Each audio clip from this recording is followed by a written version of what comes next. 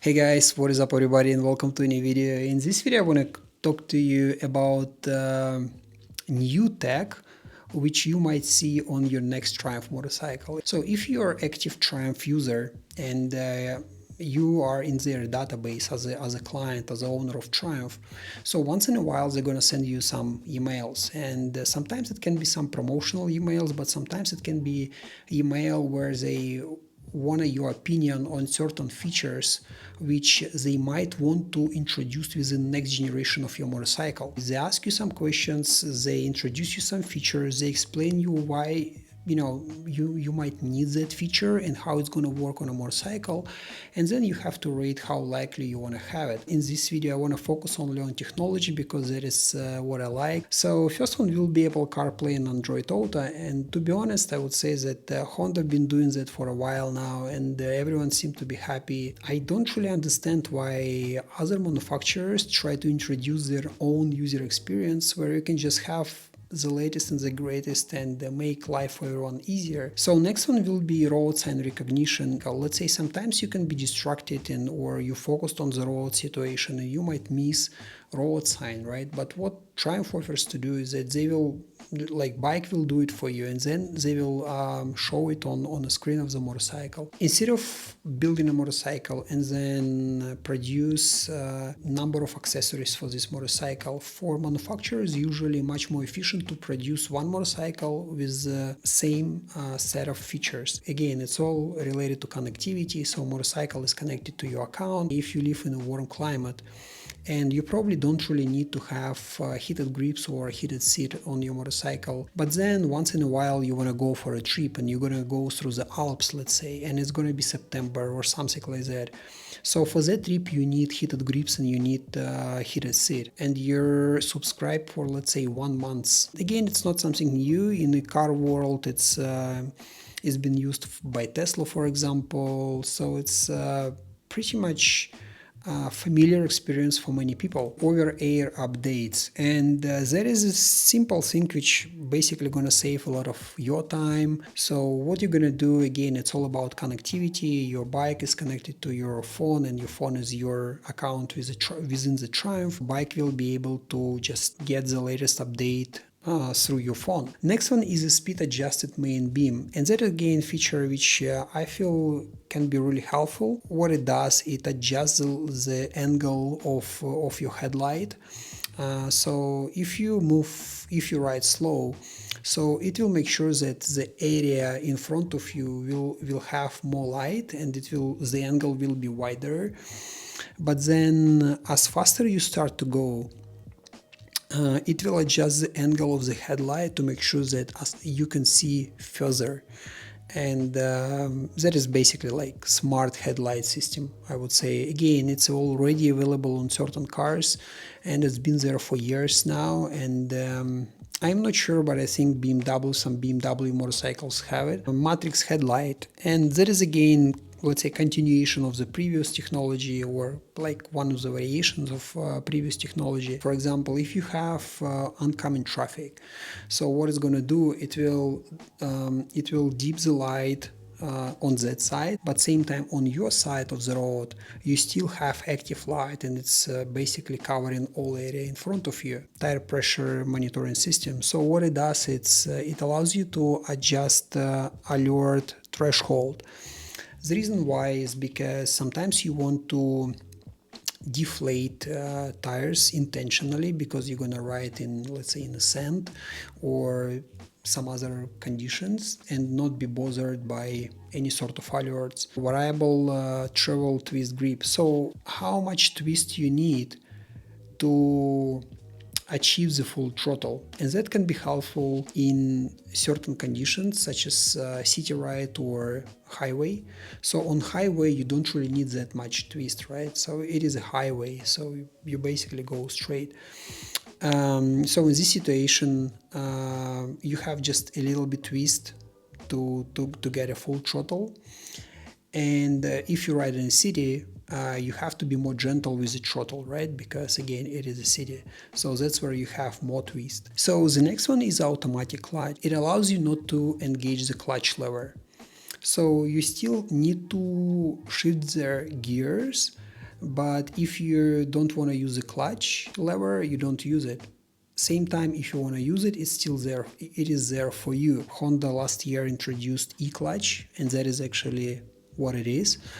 And I feel that's why Triumph, like, thinking about it. A semi-automatic transmission. And that is something similar to DCT, which has been used by Honda for over a decade now, and also Yamaha on certain motorcycle models they had it as well. Triumph saying that do you really want a semi-automatic transmission on the motorcycle?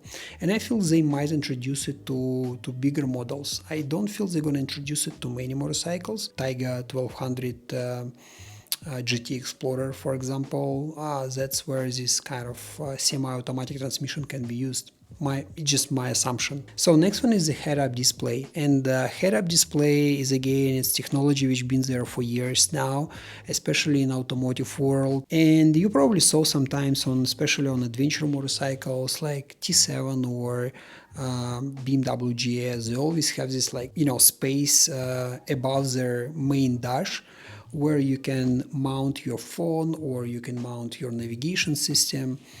And what Triumph basically says is they say, why do you need to use this space? Because it basically takes some of their visibility from you. Why not just project information onto the windscreen? Next one is adaptive cornering lights, and adaptive cornering lights is not something new. Again, many motorcycles already use it. In the car industry, it's been there for like ages. Among motorcycles, you can see it on many brands, like from Yamaha to Ducatis. When you have certain lean angle, it will activate additional light. Adaptive ride height, I wouldn't say it's something new, but to be honest, it's not really wide used for now. I think latest BMW GS 1300 and also Taiga 1200 and maybe some other motorcycles, they slowly start to introduce this feature. Once you start moving, it will basically lift the bike a little bit, so you can go over the bumps and road imperfections whatsoever. But then again, when you want to stop, it will just lower the suspension, and you will be able to basically touch the ground without any issues. So the next one is tailgating warning, and this feature again within the car industry has been there for a while. So what it does is that when you have extreme braking situation, it will engage certain illumination in the back. Depends on how manufacturer decide to do that. Sometimes it can be hazard lights, sometimes it can be stop signal, which is gonna blink in certain dynamic to notify people behind you that there is something going on. Voice control and audio warnings. Idea here is that you have your headset which is connected to the bike. For example, you can say, hey Triumph, change the riding mode, and it will change the riding mode from road to rain, for example.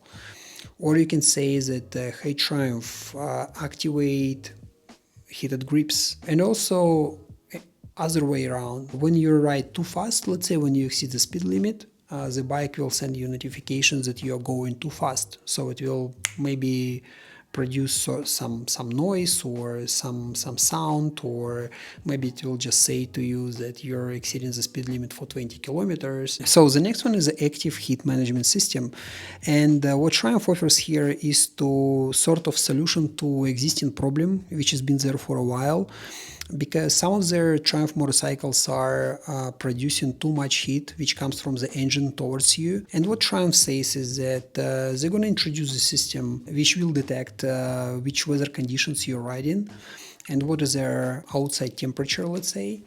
And if you're riding during their cold temperatures, heat from the engine will still come towards you. But then if you're riding in warm weather, so there will be special, let's say, element or deflector which will divert hot air from you. So I think it's really smart, because if you're riding during the summertime, you don't get all the hot air onto you, so you're not sweating much. But then same time, if you're riding in mid-season or maybe rainy weather or maybe during the winter, you actually use the hot air with a purpose. Lane exit warning, and that is again been there for a while on a premium cars usually. The goal here is to make sure that you maintain your lane, and once you get closer to to one or the other side of the lane, so you're gonna cross it, if you're not indicating that you're gonna do that, so bike will notify you. That's the idea behind it, to basically make sure that you're not falling asleep or you're not losing the conscious or you're still in control of what's happening on the road. Keyless access, it's not something new, right? So BMW bikes been using it for a while. Some other manufacturers have it as well. Basically, they're offering whether you want keyless access or not, and I would say probably yes, right? But then they give you another option. They give you an option of using your phone as a key. And that is something cool because let's say Tesla cars, they do that. And I would say that if you have your phone and you're like 90% of the time you always have your phone with you, why not to use it as a key to your bike? That would be pretty much logical, right? Instead of having like key fob, you always have your phone, and your phone is your access to your bike. We're riding distance assistant, and that is not something new. Again, it's probably going to utilize radar system on the bikes, and we already can see this technology on GS1300, we can see it on Ducatis, we can see it on latest Yamaha Tracer 9 GT+. The difference here that this feature works not only with cruise control, it also works without cruise control.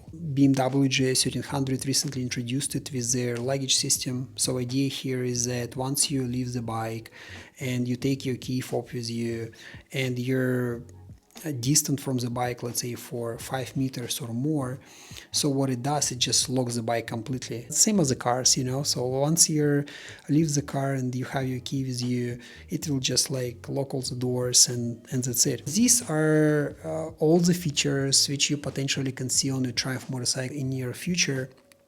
I'm not sure that all of them will be integrated at once, but I believe that most of them have high chance of being there, because I can see a lot of value in them, and I can see a lot of convenience, but it all also will come with a price. Let me know in the comment section below, guys, what you think about it, and which of those features you want to have on your motorcycles, and which of them you think are useless and we don't really need them. And that's it from me. See you in the next one. Cheers.